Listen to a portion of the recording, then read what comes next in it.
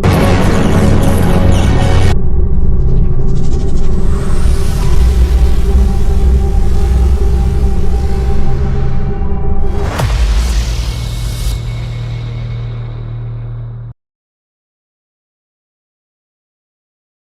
is up, Screamers? Thank you for joining us on 0 Point Reviews. Merry Christmas. It's our Christmas episode. I am Jeff, joined as always by Kevin. Yep, you see the great background image. You see Kevin's theme.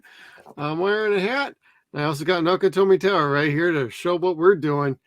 Big surprise, we're doing Krampus. We're doing Die Hard. Starring Bruce Willis. All right, Kevin, what are your favorite memories of this movie? Oh man, I remember seeing this. Like I was 8 when it came out, and I'm pretty sure I saw it in the theater. And I just remember like being Really? Wow, I think so, yeah. And Wow, seeing I the never saw this explosions. Oh, cool. The third one I know I did, and the first one I think I did.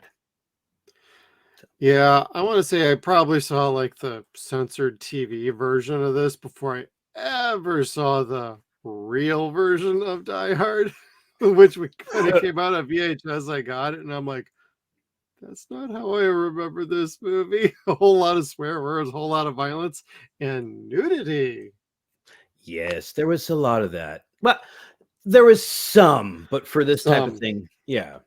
It's a blink and you miss it, like the twice that there is. One in full live action, and the second one was the girls on the poster in the elevator shaft. And well, I am not saying that's what she said. It's literally the elevator shaft. It was the same poster. He just said hello to her on the second time. Hello, girls. No, but the first time was this scene here where they were corralling all the rich folk or the business people out of the offices and stuff. Don't worry, it's blurred, I promise. But yeah, you had to blink at that one. And then the fucking Carl, I think that was just laughing his ass off because that was funny as hell. They caught them banging. Never mind. They tried to run in on like John and Holly in the other room, and they're like, "Whoops, sorry." Kinda. I mean, at least they found another spot. Like I went with the option of, "Can I have one more second? Thank you." But I figured, trick was much better. Yeah, it certainly beats Ellis trying to get high on Holly. It seemed like Holly's office was like the place to go during this party. Not only was Ellis getting high in it, not only did Hans make it as basically his office, but also this is where the couple tried to bang in and where John decided, okay, I'm going to try to take my shoes off and do knuckles with my toes thing, which totally crippled him for the whole movie. Thank you, guy on the airplane. You are the big villain in this motherfucker because you created the situation where he is without his shoes for the whole movie. And he was also the villain from last week's movie, or Ernest Saves Christmas. Yeah, that flick. Marty.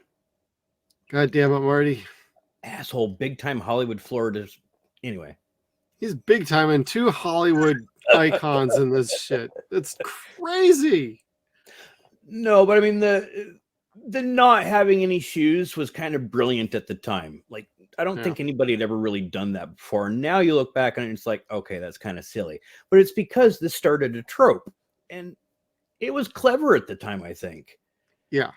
This Bruce Willis was fun because nobody expected this movie to do well because he was the funny skinny guy from Moonlighting, which was not action packed at all. No. And, like he blew everybody away in this movie, being just as big, if not bigger than, say, Stallone or Schwarzenegger doing some action scenes. Well, dude is charisma for days, and this was one of those rare showcases where it's like, give the right script, the right director, the right actors at the right time, and you bottle lightning. And that's basically what they did. They took a relatively television actor, made him a megastar in one shot, and it carried through for the rest, well, for the most of the rest of his career. And not considering his current condition, we hope things are okay.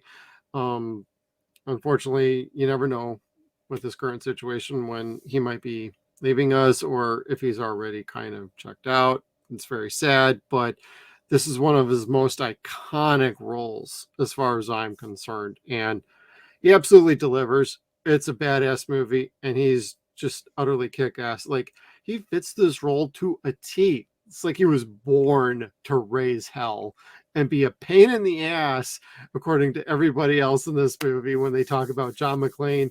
Nobody can make anybody as mad as John. He's really mad. Oh, shit. And that's funny because that's certainly a trait that carries with him throughout the rest of John's career. Just John, not so much Bruce, but to that point, Bruce does play John in every other movie going forward, and save maybe The Sixth Sense, but even then, that's like the best parts of John. Yeah, he takes some of the more the stronger, calmer parts, but like one of my favorite moments in this movie is after he finally meets with Holly back in the building, and he's back from the airport. He's there. He's cleaning up in the washroom, and Holly says, "I miss you." And he's like, "Well, you didn't miss my last name, Miss Gennaro." And then they get into this natural sort of like argument over like how they got separated in the first place, and the name she took. And after she gets hauled away to go do her speech, he's left to stand there and be like, "God, I'm a fucking idiot. God."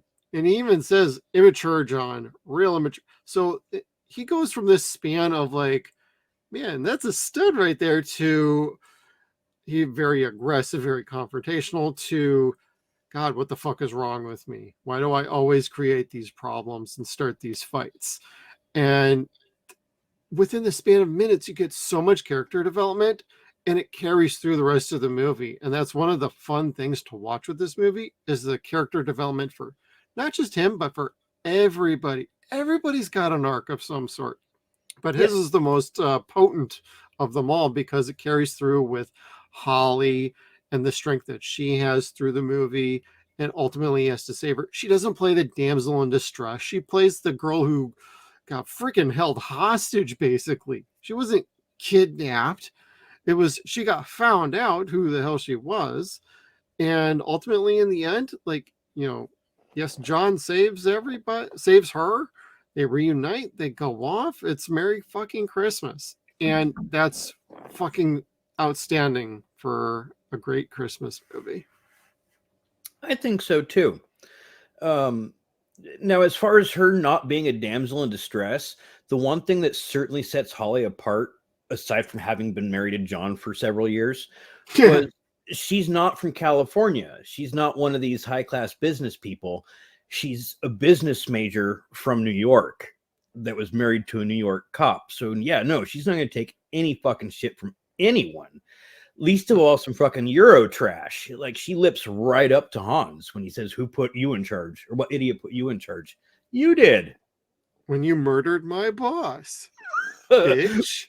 And he looks at her like, "Nobody really talks to me like that around here. Who the fuck are you?" The pun of it is he totally forgot about that. Total brain fart. Boom. That Splatter zone. That stuck with me. That's one of the things that I really remember from my childhood, was seeing that like head explosion and how vivid it was at the time, or realistic. Yeah. They did a good job. It was so much better than the animatronics you get in was it Terminator?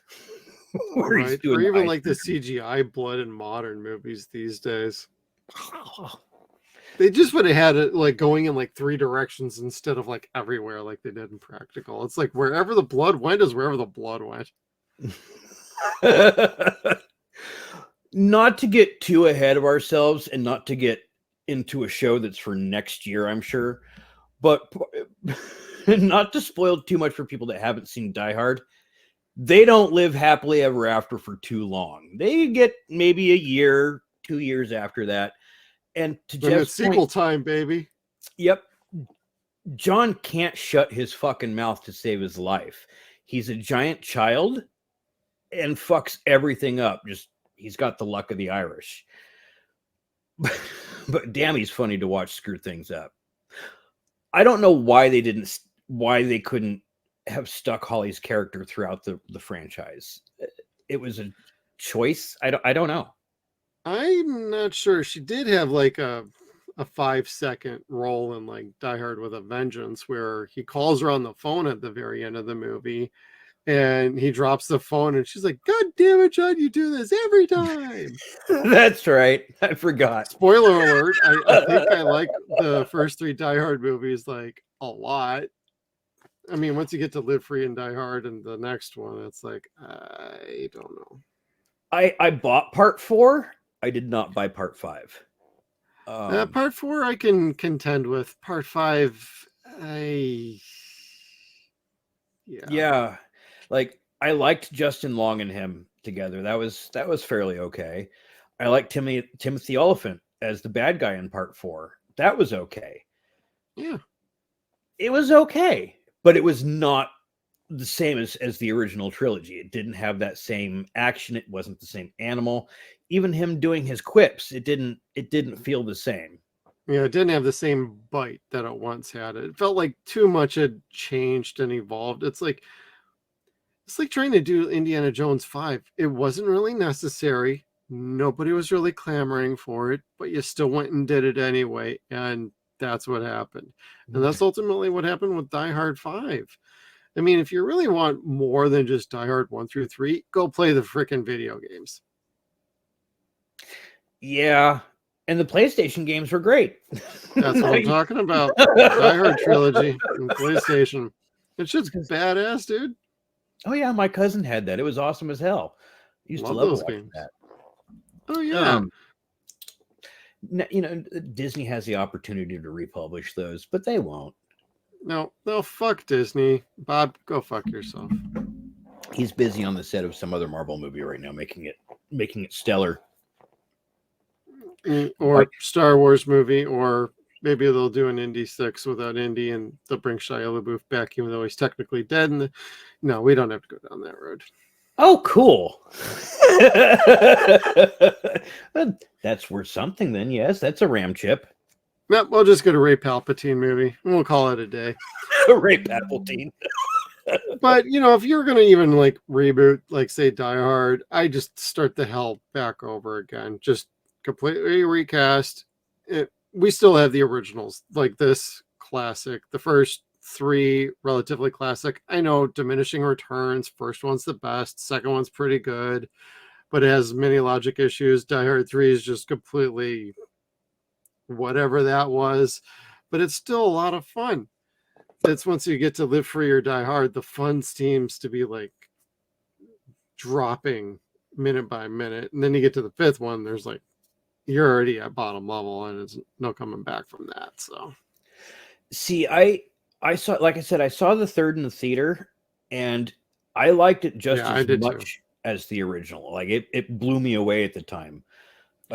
Really big fan of Sam Jackson. He was cool. It did feel a little bit Zeus. He didn't say Jesus. Zeus, motherfucker. Do I look Puerto Rican to you? Right.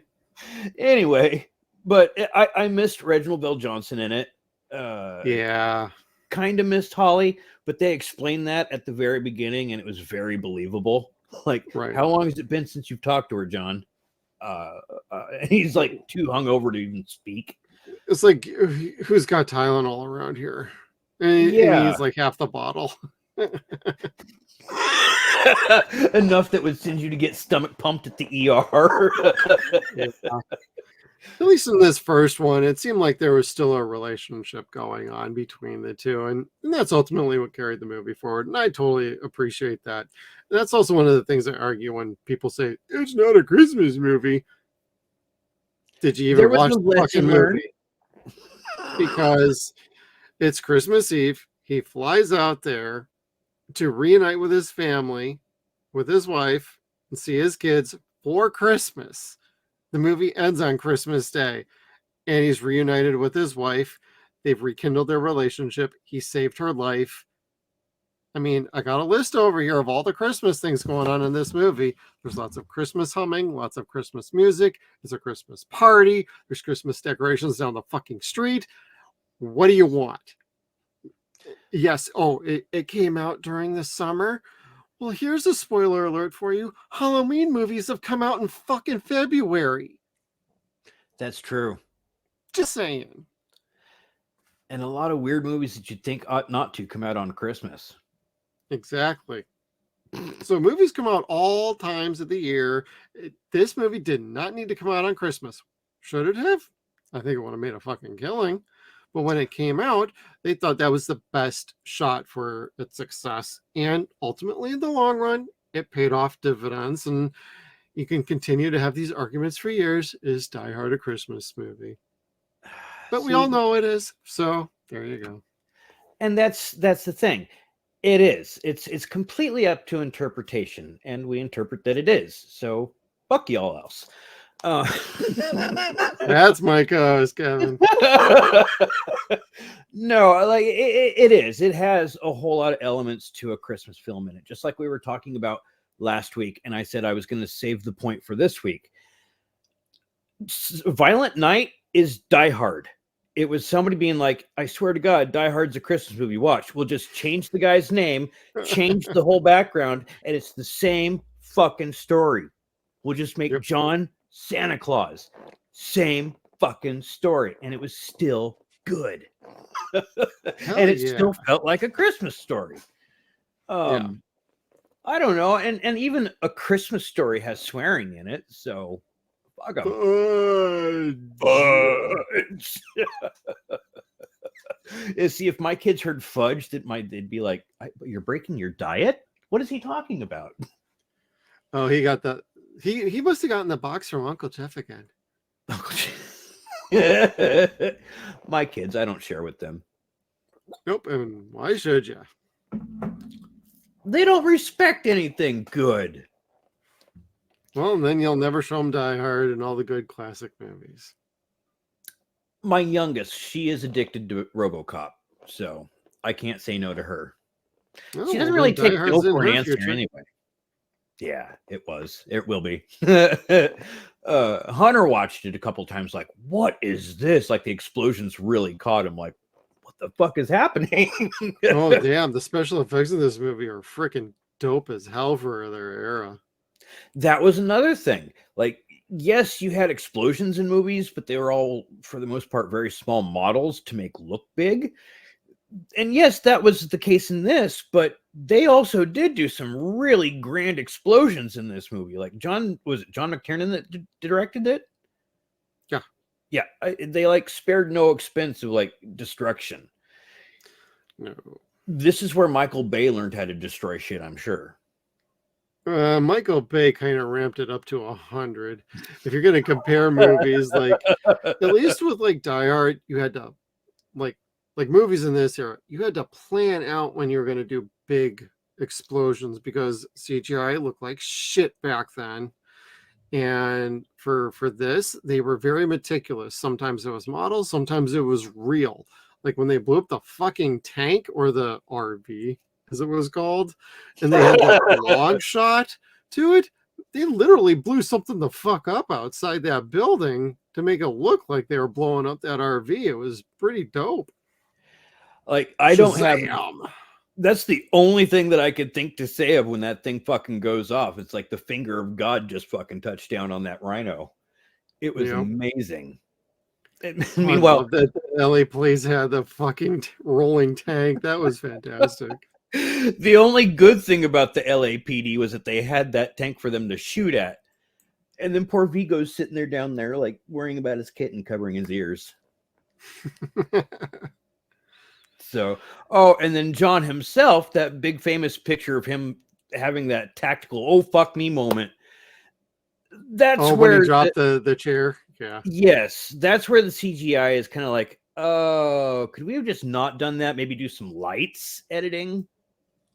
It didn't look maybe in hindsight, they would have done it a little bit differently. But at the time, when I watch it, it doesn't bother me too much. Just like, say with like Indiana Jones and the Temple of Doom, you see them running out from the cave to the each side of the waterfall. It's like, yeah, I don't think so. But back then, this shit was like top notch. So it's looking back with some rose tinted glasses that it was pretty dope back then, but you can also tell like the technology wasn't there either. So true. And it wasn't there. And I want to say the stuntman knew it wasn't there. Yep. But we noticed it. We noticed that. And today they get the 10-yard penalty for showboating. Ooh, yeah. He's got both fingers out there like, woo! I am the macho man. Please, I don't want to die. I'll never jump off a tall building. Oh, there's so many freaking quotable lines in this movie. Oh my god. You have any favorites, Kevin? Oh, are you working on it? I got it. Do I have any favorite what's now? Kills? Favorite lines? Favorite? Oh, yes. This is one of my favorite scenes just because Argyle's in it, but it's not his line. It's just his face and how like genuine he lit up when John says, "I'm not the one who just got butt fucked on national television." Dwight. Dwayne. And that guy, because like he made the LAPD look so fucking stupid. Oh yeah. And that was his role. And my dad, as a kid, thought movies like this were dumb because it made the police look inept. And I get that because my dad's a police officer and didn't want to look inept. There was a lot of other shit my dad did that made him look inept that didn't need to worry about this. Okay. We've talked about all that other bad shit he likes to watch, except for Tremors 4, that I forgive. But anyway, this, yes, the LAPD, at least the brass and the higher ups and the FBI, they need to be inept. They need to be arrogant or over arrogant. Otherwise, John's not the underdog and he's not going to be the hero. Right. Like New York cops totally beat LA cops every day of the week. And so did the Detroit ones. God damn it. Yeah. Axwell. Aquel. God, I want to watch that might have now. been an interesting crossover at some point, as if, if Eddie had stayed his same Eddie Murphy self instead of getting married and having kids, could have had normal mode Eddie Murphy from Beverly Hills Cop, Bruce Willis in a crossover.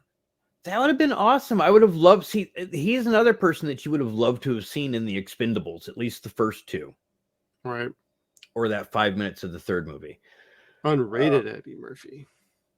Yes. Unrated Eddie Murphy is always best Eddie Murphy because he's funny as hell. He and Charlie were both hysterical people. Yeah. Well, they're putting out Raw on Blu-ray for the first time, and that's going to be coming out early spring next year. So keep an eye out for that, everybody. I need to get that. I need to rebuy Delirious. I lent it out to somebody and never got it back. And Delirious is one of my favorite movies ever. I don't think I've seen that one. Delirious is hysterical. Everything good. Okay. Like if you were to take an alien and try to define to them what stand-up comedy is, you'd hand them Delirious. It's on par, but better than, I'd say, even Bill Cosby stuff for back then. Okay. Yeah, I only have Eddie Murphy Raw on DVD, so. Raw's not good compared to Delirious. And Raw's very good. It is. But Delirious will have you like laughing nonstop. It doesn't age well in certain parts, but what comedy does. Most comedy from that era does not age well today. Yeah. But I still watch it anyway. It's true. It'll make you laugh. Can we 0 point from back that one? Detroit? Yeah, because quite frankly, do you think this movie ages very well? You know what? I do. I kind of do. Because it's you still have, like you said, the whole East Coast, West Coast, New York cops being better than the West Coast cops, or the higher up brass being snooty, more arrogant than the lower ones. Oh, yeah. These tropes still continue today, and they're not always made great, but these still hold up pretty well. Yeah. If you know Dwayne's a moron and supposed to be a moron, it's not that bad. Like, my dad really had no reason to get that upset by it. My friend Donnie, a guy that I grew up with, like my brother, is a police officer, and he grew up loving this fucking movie. So, come on. It's a pretty fun, action-packed movie.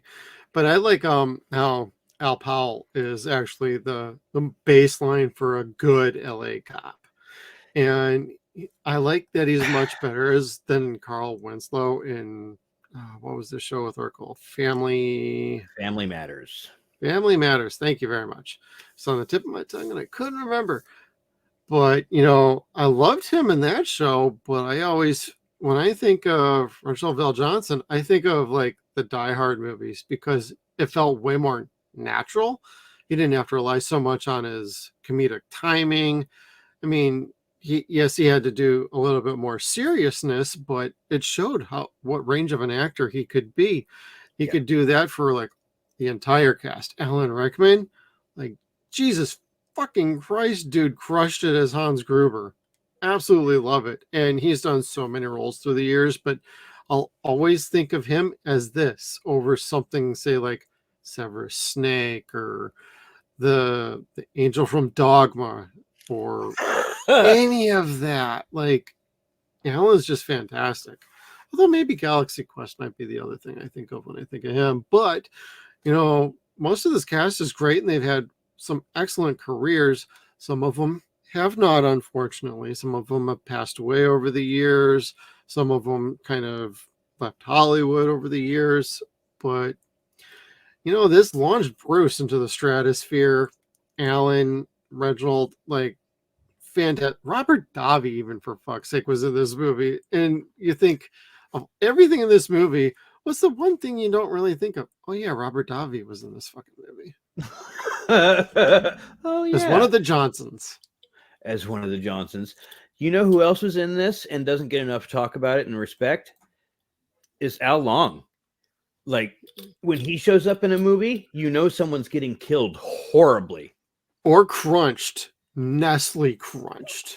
And that's our newest sponsor for 0-Point Reviews. No, I'm kidding. All right. No, I love him. And you were right. But one of the things that always got me about Reginald in this, and forgive me if I do call him Uncle Carl, just out of respect, was his name. Because I'm like, was he calling him Pal? Al? Somebody else calls him Powell. And yeah, it is your pal, Al Powell. Oh, yeah. Not a joke. I did not create that. He's been called all three things in the movie. And a Twinkie machine. Oh, yeah.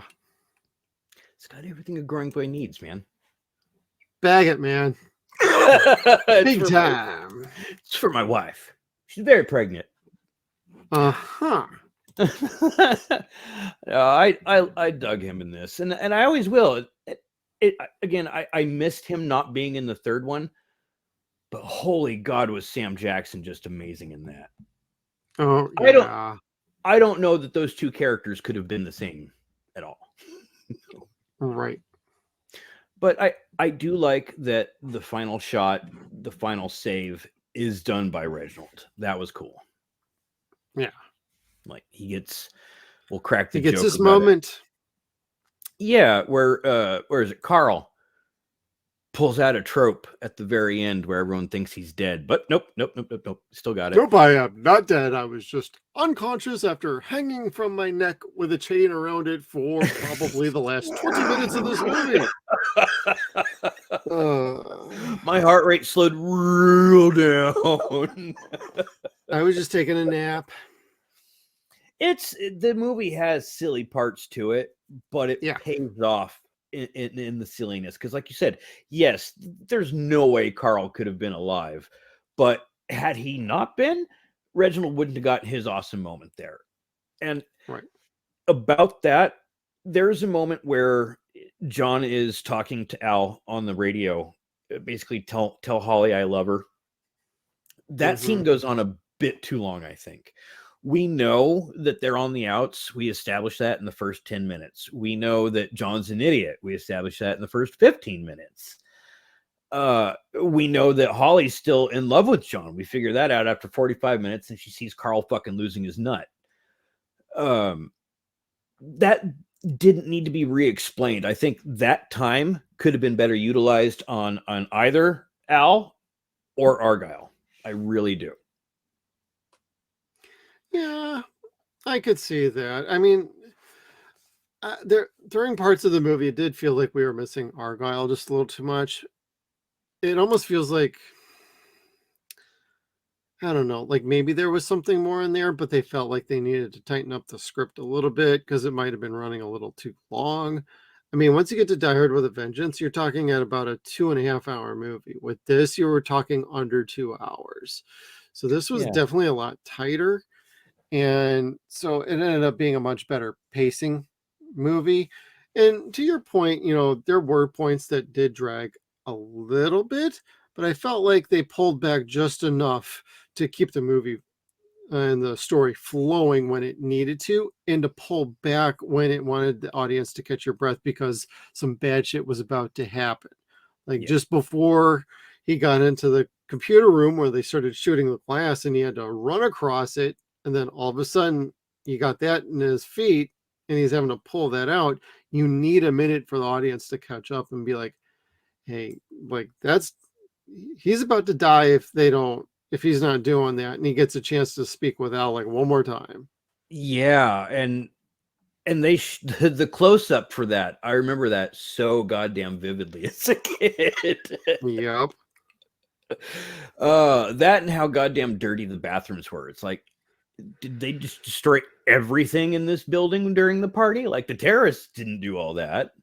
Well, I think he went up to another floor that was not finished being completed yet. I mean, they had the plumbing going because on the mirror, you could also see like they wrote the size of the mirror that was put up there. It was like 24 by like whatever it was. So it was pretty noticeable, like how they were using the other floors being unfinished. And I did like that aspect. The only thing that reminds me of talking about this is, how did John McClane know that Hans was lying to him about being Bill Clay? Do you have a thought about that? Because my thought is he saw he was from the 29th floor, and I don't think 29th floor was the Nakatomi Corporation itself. Oh, see, I did not see that. My interpretation of it has always been John didn't trust him in general and wouldn't give anybody a loaded gun. Same as Bert from Ooh, I like that. That was just be on the safe side. Yeah, just to see what would happen. Like, let's see if you could earn that respect. And he didn't, obviously, because Bill Clay was a very convincing character, but it was really weird seeing him like change his accent, demeanor, everything. Right. Well, and they were also talking about like anybody missing. They never talked about anybody missing from the party at all. So if he had heard any of that chatter on the radio, like somebody else was like floating around and they were trying to figure out where this other person was, maybe he could have gotten away with that a little bit more. But also he's also heard Hans speak in an English voice and in German. There might have been a little bit of this guy's putting on an accent. And I loved how Hans pulled the gun on him and he's just like, yeah, you motherfucker, I ain't stupid. Then he turns around and he's like, and he confronts him and he's like, I wouldn't give you a loaded gun. What do you think I am, stupid? Then the elevator dings and he's like, you were saying. It's like, no, you were both right. Say it as you jump out of the way. Yeah. That part was so cool, though. I mean, you don't get to see movies where like the bad guy and the good guy get to sit and have a conversation, like a civilized conversation. Yeah. That generally doesn't happen. And these are two fantastic actors that weren't scene chewing. They were like making a scene great together. They really were. It's, forgive me, it's not like watching George C. Scott and Brad Dourif in Exorcist 3. where it's just one chewing the scenery of the other, or William Shatner trying to get more scenery than Ricardo Montalban in the movie. That's not this at all. It was two wonderful actors making a great scene together as best as it could be. Oh, right. And then a jerk off director dropping one of the actors for a reaction. Oh, no kidding. But it also plays to the running theory, like, your hero is only as good as the villain he's playing against. It's the Batman versus Joker trope. And it very much applies to this movie. John McClane is only as good as Hans Gruber is. Yeah. And they're perfect together. And that's why I think they ultimately pulled the trigger on going and Die Hard with a Vengeance with Hans Gruber's brother and trying to replicate a little bit of the tit-a-tat, cat chasing the mouse sort of feel of that movie and keeping you kind of moving along through the city of New York. So yeah, that's just my thought on that. And Harlem. Yep. Just don't go across 100 and what was it, 48th Street or whatever it was, and wear that sign. Nope, we're not saying what's on that sign. If you haven't seen the movie, that's on you. But if you've seen the movie, you know what we're talking about. I want to say I think I do. Yep. I know what you're talking about. I'm just trying to think of what the sign was. Yeah. That'll be a whole other 0 Point. It's a bit racist. Oh, that sign. Yeah. Yep. That's when we get into Die Hard with a Vengeance, we might talk about that a little bit on that one. We'll cover it up. And golly, yeah. the stern look on his face, bless his heart for that shit, man. And he did not want to do that. No. Poor motherfucker. And like when Zeus comes up and starts talking to him and he's trying to tell him to go call 911, that he's in danger, and Zeus is like, I'm trying to tell you the same fucking thing. Yep, pretty much. Oh, the poor bastard. And it's like Zeus didn't want to save his life. He wanted to stop more white cops from coming down and like harassing his store. Exactly. So there was a lot of racism in that movie, and it made it funny. It wasn't like the two cops in the first two movies where it's like race was not an issue whatsoever. They were just two cops that were brothers. This was completely different. New York was more of a character in the movie, and just as much as Sam Jackson was. Like, he kind of fits Harlem, like that whole spiel. He fit that. Yeah. And that's a 0 Point from the sign.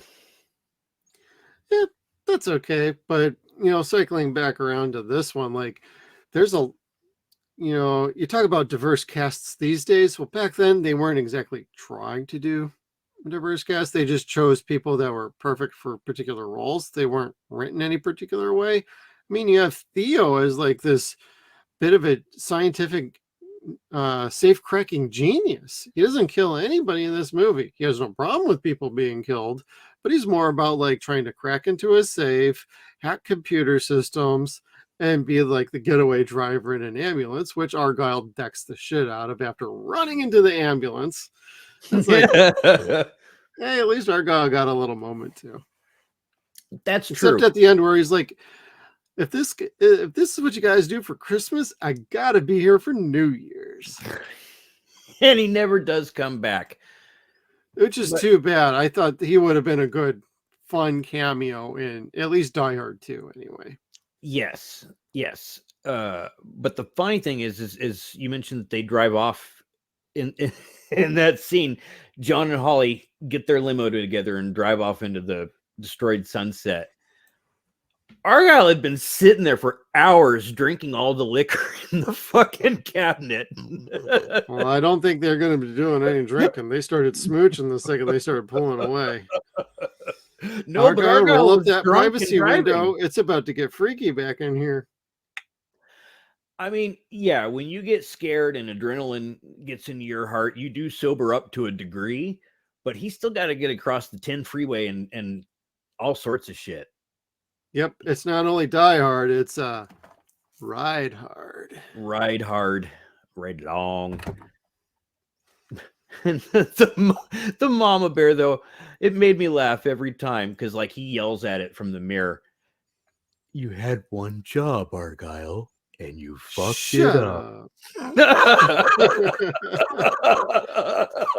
Well, I also some of his scenes were like on the phone and he's just hanging out with the music blaring, and then he's talking to like his girlfriend and he's like, "Baby, we're gonna be fine. I told my boss my boss thinks I'm already in Vegas." He's like, "I'll be home soon. No, don't worry."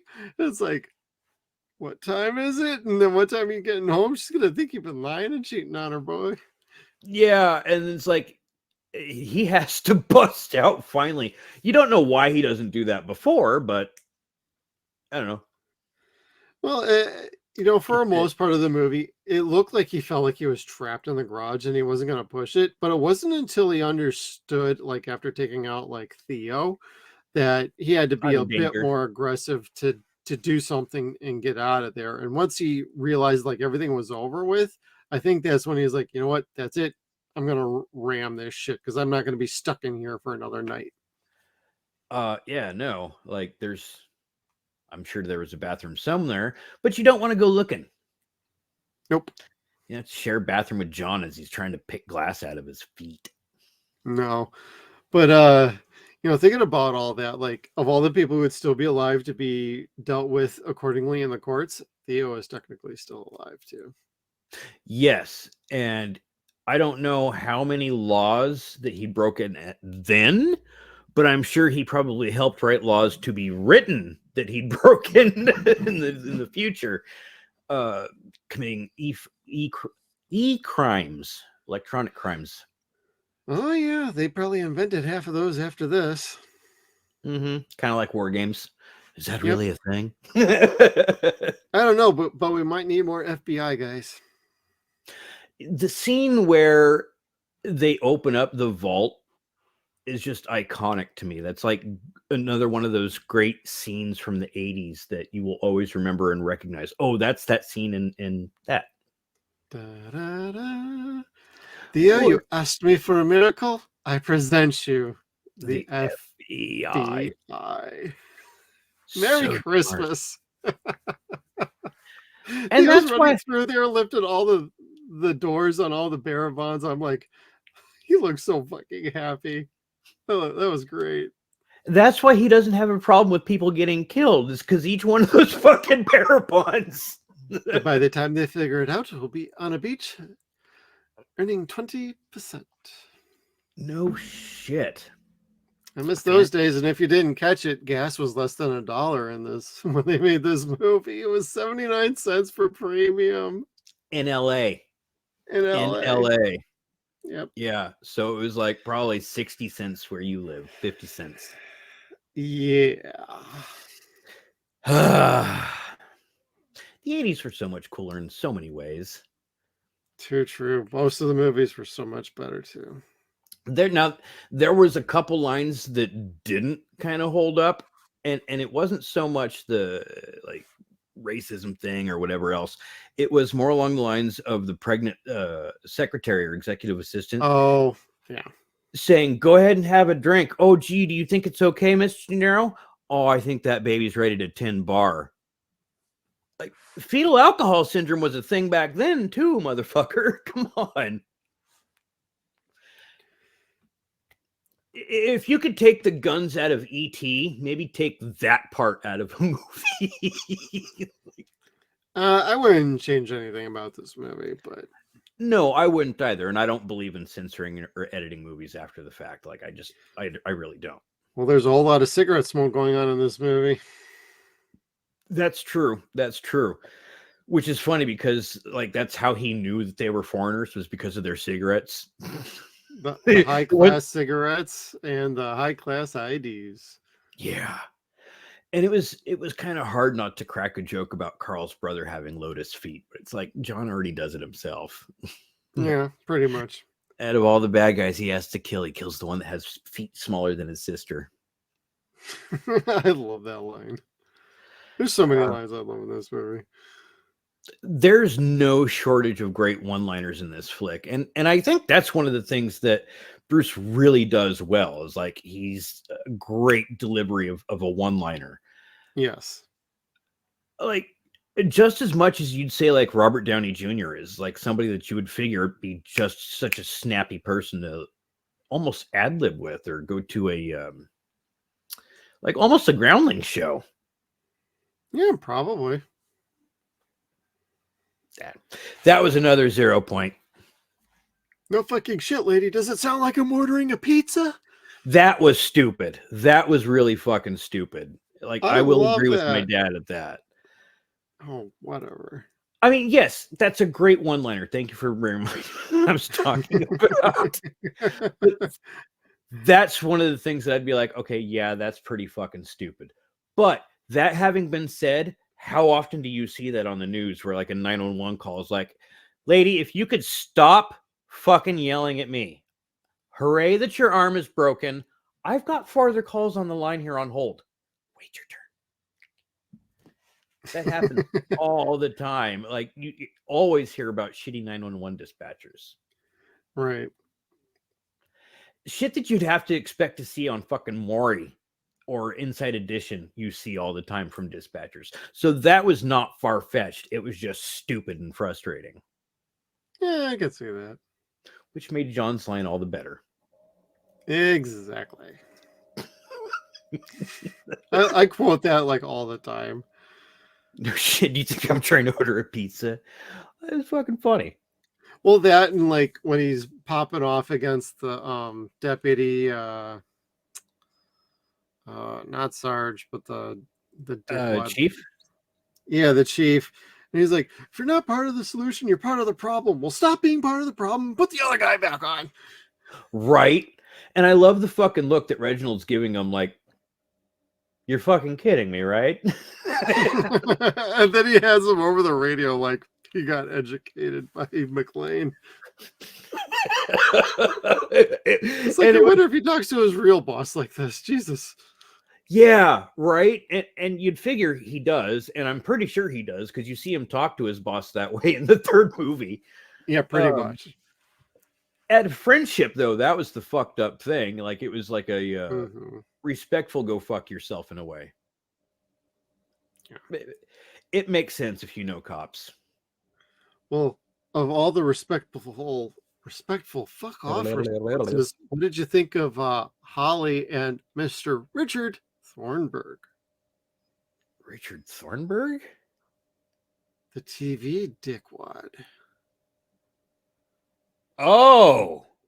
Holly decks him at the end because he went to the family's home and spoke to the little ones, and then Hans figured out everything. There's the racism thing. So, he tells... We'll have to go back and restart that. He tells their nanny, the au pair that's watching the McLean kids, that if she doesn't open the door and let them talk to the kids, that he's going to call INS. And you just kind of drop your jaw because she opens the door like, oh, okay. And you hear Venkman's voice in the back of your head going, it is true. He really doesn't have a dick. Yet his name is Richard. Yes. All kidding aside, William Atherton is one of the most brilliant actors, and I feel so horrible for him because people shit on him every time he goes out in public. But that's like, a testament he plays the best assholes. Yeah. Like, he's played the biggest assholes in this, Ghostbusters, like Real Genius, Biodome. He's always an asshole, but he's so fabulous at it. And again, he's playing Peck in Ghostbusters 4 or Frozen Froyo. That Frozen Empire one? Yeah, Froyo Empire. That's what it was. Oh, I didn't catch that. Yes. I think everybody's in that movie. Anyway. Well, I really liked him in this one. I like how he also comes back around in part 2. So him and Holly have this little mini feud going on between the two movies, which totally works for me. They play very well off each other. That's why I was really happy for Holly in the second movie where I was sad where they kind of cut her out. She had so much of a better role in the second movie, like haunting William Atherton in that plane. Stuck on a plane together. And he has a restraining order against her. Yep. It was wonderful. It was a real fun twist of fate. And what was that? Rennie Harlan's first or second movie? I don't remember, to be honest. I think it was either his first or second. It was either that or Nightmare on Elm Street 4. But I think this might have been his second one. I want to say second, but I'm not sure. Nobody was really giving him a whole lot of credit for it. And to be perfectly honest, I didn't see part 2 until I was in my 20s. Like, I just avoided it altogether. I have somebody out here.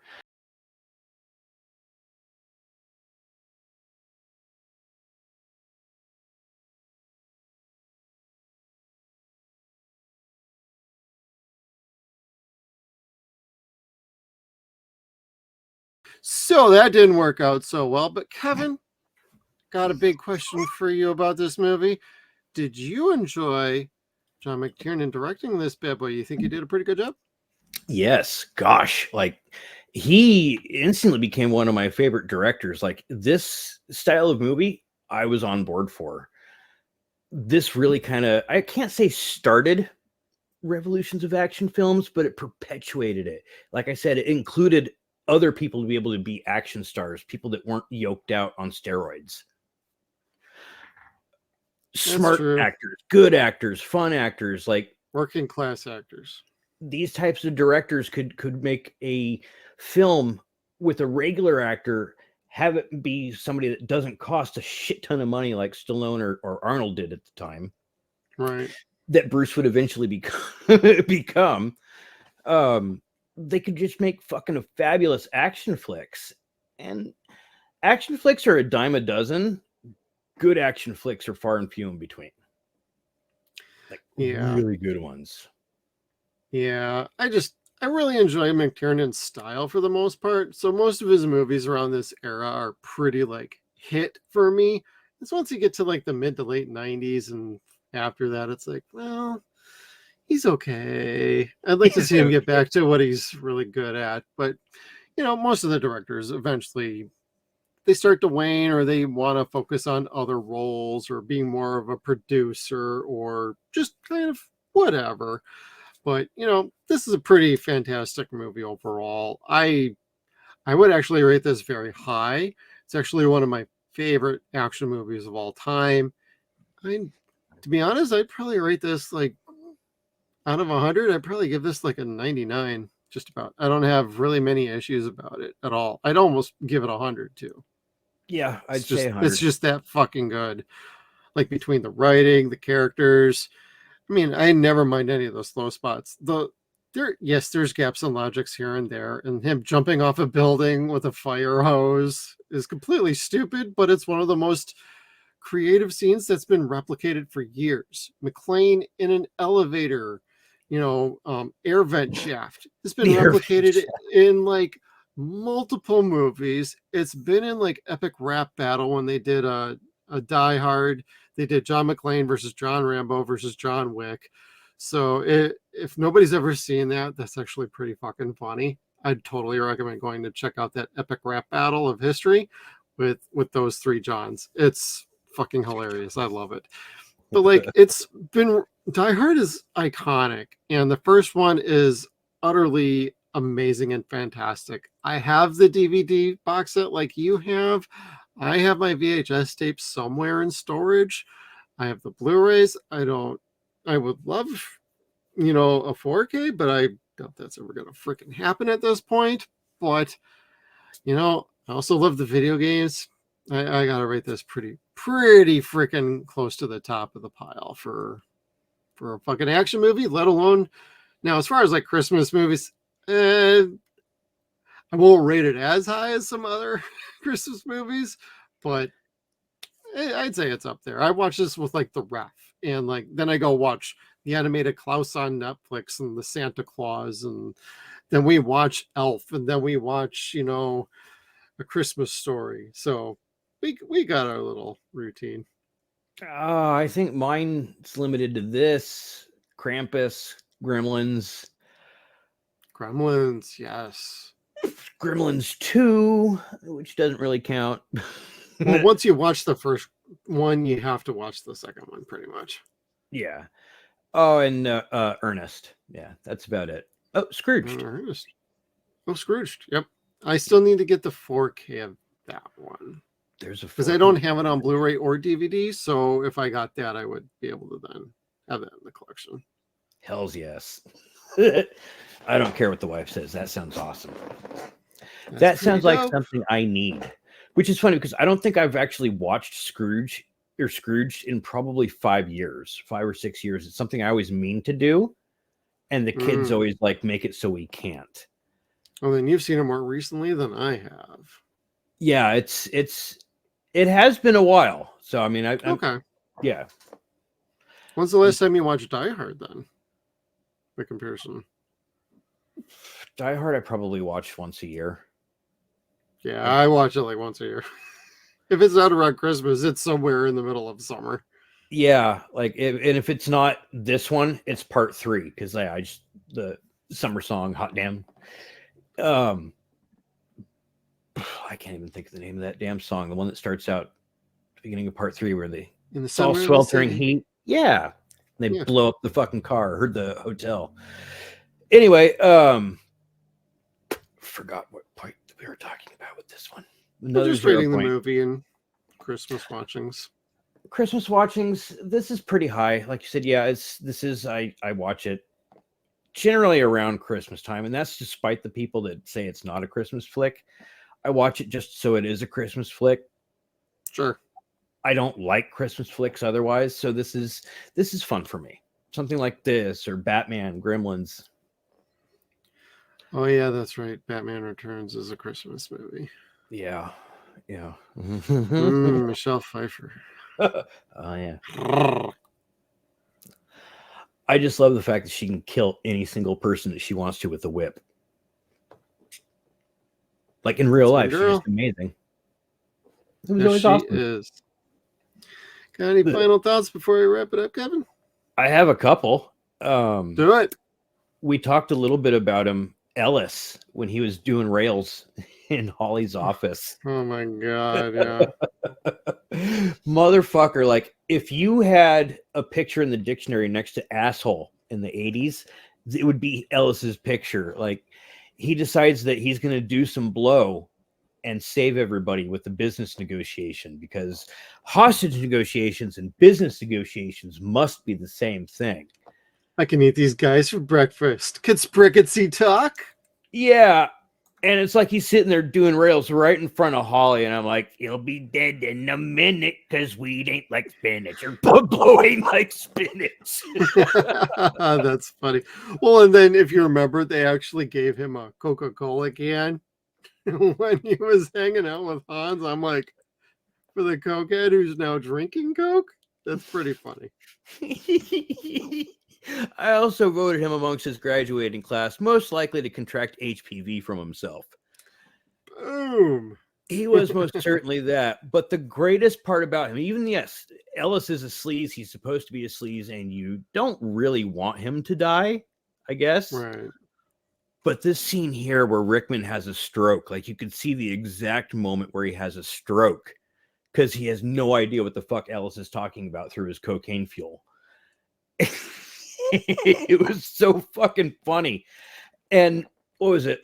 Carl keeps looking at Hans like, do you want me to shoot him? Yeah, and Hans is just like, hold on. Let's see what this fucker's up to. Well, but also to Ellis's credit, he did not give up Holly during that whole thing. He never gave her up. He tried to play it off like he was John's best friend.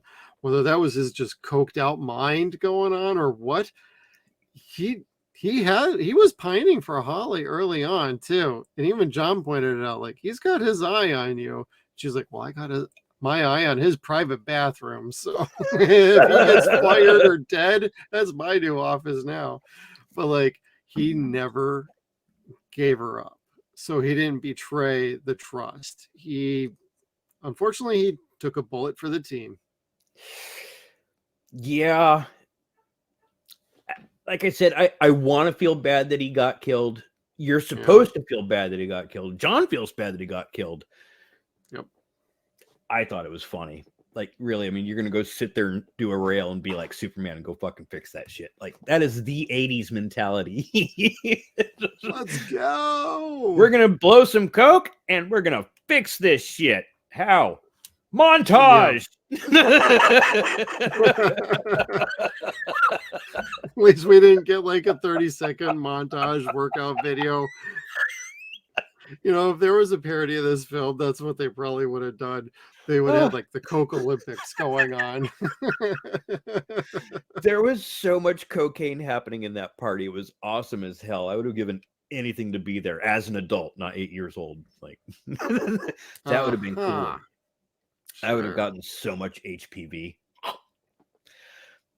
That having been said, so when the movie ends and John's with Holly and they're holding on to one each other, they haven't seen each other in so long, he gets to this moment where he like kind of lets go of her as he notices Reginald like standing oddly some 15 yards away. And they kind of walk very slowly up to one another. Like, dare I even say the word saunter? And Holly's just kind of sitting there like a third wheel, not knowing what the fuck to do. Cause like, they're going to hug it out. They're going to shake hands, what have you. And then you're kind of like, oh, that's why Holly's not in the third and fourth films. The shit was never meant to give or never meant to last anyway. The bromance was too strong. Holly was just his beard. Bros or hoes. John retired a bitter old queen. And Reginald, we never heard from again. Or Al. You know what? I do like his character. I like that he was in the second one. And that was what I forgot to say. Yes, I didn't get to see the second one until I was in my 20s. I felt stupid because I'd always felt like, oh, Die Harder, that sounds stupid. It was actually a lot of fun. It was a really good movie. Yeah, it makes way less sense. The logic is completely out the door in that one. I don't rate it nearly as high as I would this one, but it doesn't mean I don't enjoy it just as much, if not more at times. There are some years I'm like, I just want to watch Die Hard 2, just to tune out, just have a good night, have pizza, some beer, and just let's watch shit explode for the next 2 hours. That actually sounds like a plan for after the show. Like, yeah. Pizza sounds fantastic with my butterbeer. Oh, excuse me, I'm burping all that up. Sorry. I'm not editing that. And it's not even alcoholic. That's the fun part. It's like, burps away. And I sound like a tart without alcohol. Yep. So I usually do. But anyhow, Die Hard, like you said, for me, it's a perfect movie. It's almost a perfect franchise. It's a perfect trilogy for me. At least the trilogy, yeah. Yeah, like I think they did good stopping there with the video games, not making any more. After that, I know Fox Interactive was pretty much dead at that point. Yeah, kind of. But I mean, I don't get it. It was a really good game. I would love a remaster of that, but I almost don't want them to do that now. The way that they've been doing some remasters, you're just kind of like, oh, put it back the way it was. Yeah, kind of. Like, I still haven't played the Ezio collection, the remasters for Assassin's Creed. I won't. I want to because I really like the Ezio games, but I've heard that like they have mud skipper eyes. I like my PS3 versions of Assassin's Creed 2, so I'm sticking with those. I dig that. Oh. But anyways, otherwise, the last thing I really have for you for Christmas, I guess, is last thing to say. Yeah, trick.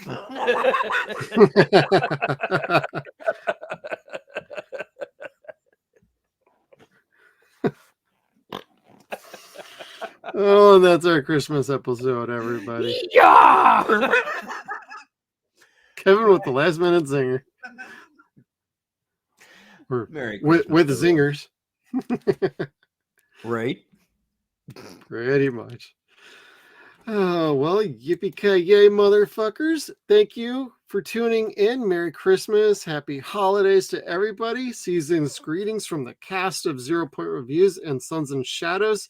If you like this video, please hit the like button. Comment below with your favorite thoughts, memories, or anything about Die Hard. We want to hear about it. Share this out there, subscribe, hit the little bell notification so you're up to date with all of our videos coming out. Thank you for tuning in. See you all next time. Make sure you check us out on all of our social media platforms. We got Facebook, Twitter. We are at Suns and Shadows. We're also on Instagram at Suns and Shadows Cast. We are at SunsAndShadows.com. Thank you again, everybody, and we'll see you down the road.